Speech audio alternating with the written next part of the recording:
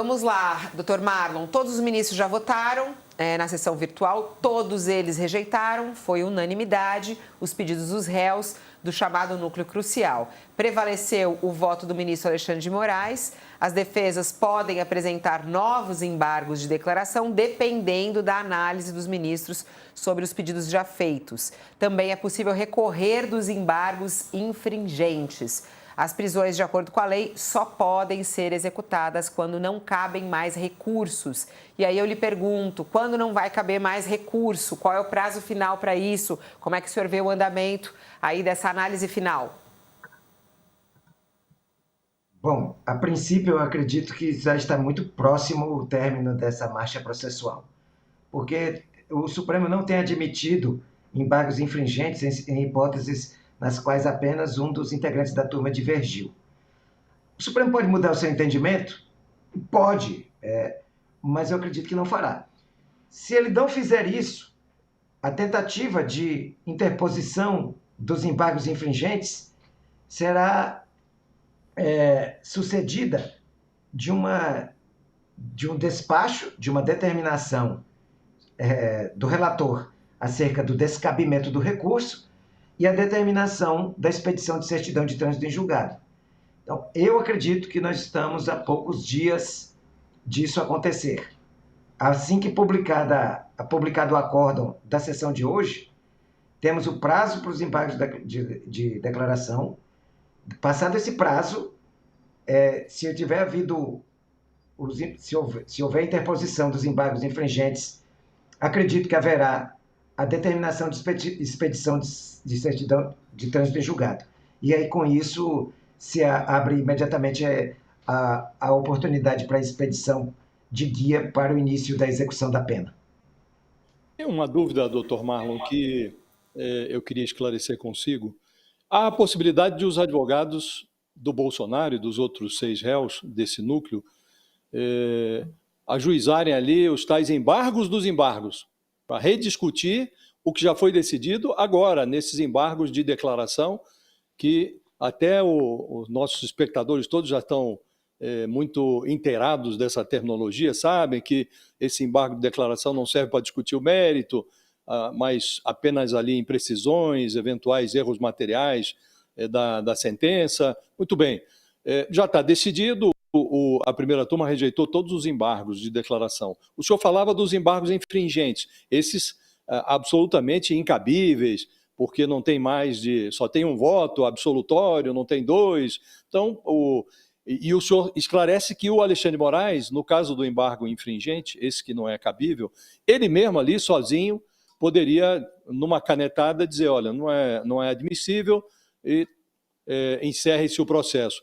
Mas, em caso de embargo, nós vamos ter que, de novo, acionar o plenário, ou também, neste caso, o Alexandre de Moraes pode, em decisão individual, monocrática, determinar o trânsito em julgado, decidir ele sozinho, que não é mais cabível nenhum recurso, e expedir os mandados de prisão. Qual é o limite da atuação do Alexandre de Moraes? Em que medida ele precisa ou não acionar novamente o plenário? Ele realmente pode, novamente, como relator, negar o segmento de recurso. O relator tem esse poder. Quando ele entende que o recurso ele é contrário à norma, ou então à jurisprudência dominante no Supremo Tribunal, ele mesmo, monocraticamente, pode reconhecer que estão esgotadas todas as etapas. O Supremo já foi mais tolerante com embargos, dos embargos, dos embargos, dos embargos. Nós já tivemos casos até insólitos, grande quantidade de vezes em que se tentou utilizar os embargos de declaração como mecanismo de protelação. Mas, depois de tanto se fazer, os tribunais brasileiros se cansaram. Então, hoje, em todas as instâncias, inclusive no Supremo, há pouquíssima tolerância com embargos que não sejam evidentemente cabíveis. Os embargos de declaração eles servem, como você mencionou, para tratar de outros temas que não dizem respeito ao revolvimento, né? Não se vai voltar a julgar a causa, mas serve para eliminar uma contradição, uma omissão, ou uma obscuridade. São essas as finalidades. Os réus já tiveram a oportunidade de fazer isso. Se eles conseguirem a proeza de demonstrar que ainda assim há uma omissão, uma obscuridade, alguma lacuna que justifique a integração do comando, do julgamento, através da concessão dos declaratórios, então eles conseguirão. Mas se o relator entender que se trata de uma repetição, de uma nova tentativa do uso da ferramenta, apenas para ganhar tempo, ele pode perfeitamente negar seguimento ao novo recurso e determinar a expedição da certidão Outra de trânsito dúvida que eu julgado. tenho, Monocraticamente, ele tem poder para fazer isso. outra dúvida que eu tenho, doutor Marlon, me chamou a atenção que o Alexandre de Moraes tenha autorizado uma série de visitas, 13 visitas requisitadas pela defesa do Bolsonaro. Então ele vai receber até o dia 11 de dezembro 13 pessoas ali no seu domicílio prisional. Significa dizer que, presumivelmente, nos próximos 27 dias, quase um mês, o Alexandre de Moraes não vai dar por encerrado esse processo, não vai enviar o Bolsonaro para Papuda. Se ele está autorizando visitas lá à residência, o que eu queria saber do senhor é uma noção dos prazos. Muito provavelmente, o acórdão sobre a negativa dos embargos vai ser publicado rapidamente, porque só o Alexandre de Moraes votou, os outros apenas seguiram a decisão, o voto do relator, então não há muito o que discutir, deve ser publicado já na semana que vem. Ele vai dar o prazo para a apresentação de embargos dos embargos, que presumo que seriam mais 5 dias. No caso dos embargos infringentes, o prazo seria, pelo que percebi, de 15 dias. Ele pode, a despeito dessa tendência de negativa de novos embargos, novos recursos, ele pode respeitar essa coreografia dos prazos, mais 5 dias para eventuais embargos dos embargos de declaração, mais 15 dias para os tais embargos infringentes. Acha que ele precisa respeitar essa coreografia dos prazos?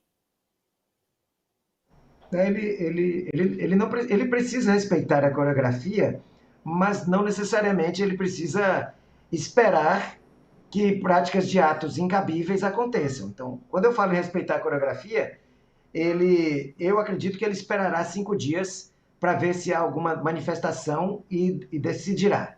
Eu acredito nisso. Não sei se é o que ocorrerá. O que a defesa pode fazer? Se, após a certidão de trânsito em julgado, a defesa se inconformar e entender pelo cabimento ou pela tentativa, ainda que desesperada, de apresentar os embargos infringentes, eles podem fazer isso, apresentar os embargos infringentes, afirmando o equívoco do relator de haver determinado a expedição da certidão de trânsito em julgado. Então, o ministro Alexandre, à vista do notório e indiscutível descabimento dos embargos infringentes, pode sim determinar reconhecer o exaurimento de todos os prazos e com isso reconhecer que o acórdão transitou em julgado. Eu acredito que seria de bom tom aguardar os 5 dias sim, porque, tecnicamente, uma última posição analisa se houver novos embargos de declaração. Se não houver interposição de novos embargos de declaração, já se decreta o trânsito já se certifica o trânsito em julgado. E se houver, se verifica ali, até monocraticamente, como eu já disse, reafirma, ele pode determinar o encerramento do processo. Sobre as visitas, o deferimento do pedido de visita não obrigatoriamente implica que a visita precisará acontecer no domicílio onde ele se encontra. Se houver a determinação de que ele venha a adentrar um organismo prisional antes do dia 11 de dezembro, a visita vai ter que ocorrer lá. Então, está deferida o direito para essa pessoa de visitar o ex-presidente, ou o direito do ex-presidente de receber as pessoas que ele quer receber.